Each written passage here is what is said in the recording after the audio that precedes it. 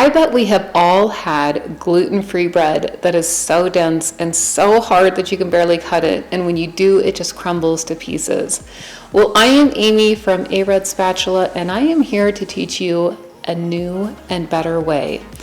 Not only are you going to be surprised at how light and fluffy this buckwheat bread is that I'm going to show you, but you're probably also going to be really surprised at just how simple it is to make.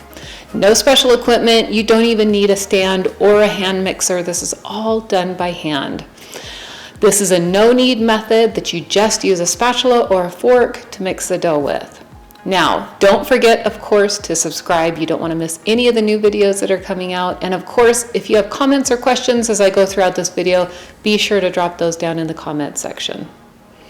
Okay, so buckwheat bread starts with buckwheat flour. This can be bought or you can make it on your own in your blender. Now, I did a video about this, which I'm going to link at the end of this one, just in case you have never made it at home. It's going to be a lot simpler than what you might think.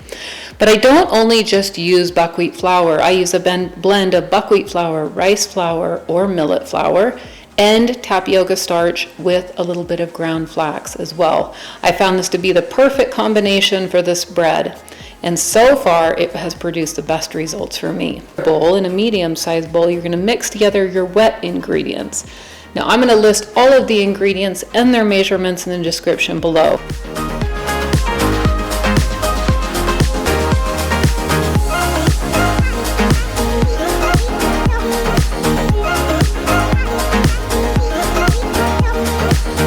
Two are together, we're going to mix them. You can see I started mine with a fork and then I switched it to the rubber spatula. You're going to want to mix this long enough that it's going to get pretty smooth.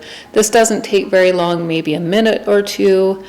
And then once it's all mixed together, you're going to prepare your pan with parchment paper. This is really important. It makes it so much easier to take the loaf of bread out of the pan if it's lined with parchment paper. So you line it with parchment paper and then fold that parchment paper back, and you're going to pour in this thick batter. It is pretty thick, even though it's a batter. Once this is poured in, if you're going to add seeds or nuts, you'll add them at this point. I did not on this bread, but I usually like to. You can add in flax seeds, sesame seeds, any kind of nuts that you can imagine, you put them on now. You're going to cover the bread and we're going to let this double. My house sits right at about 74 degrees, so mine doubled in about 45 minutes. It's going to depend on the temperature of your house and the temperature, of course, of your dough. When it's close to the end, you're going to preheat your oven. You want to have that oven ready to go. You're going to uncover your bread, place it into the oven, and this bread will bake for 45 to 60 minutes. You can also check this with a thermometer, which I like to do, and you want it to be right around 195 to 200 degrees Fahrenheit. Once it's baked, you're going to remove it from the oven, and I like to let it cool in the pan for about 5 minutes. Once it's cooled, you're going to take that parchment and pull it up and remove the bread from the pan. And then, of course, we'll gently peel off the parchment from the bread later. Now, here's where a little bit of patience comes in. What you're going to need to do is you have to let this bread cool. I know it's tempting. It smells good. The warm bread with the butter, it's a whole thing.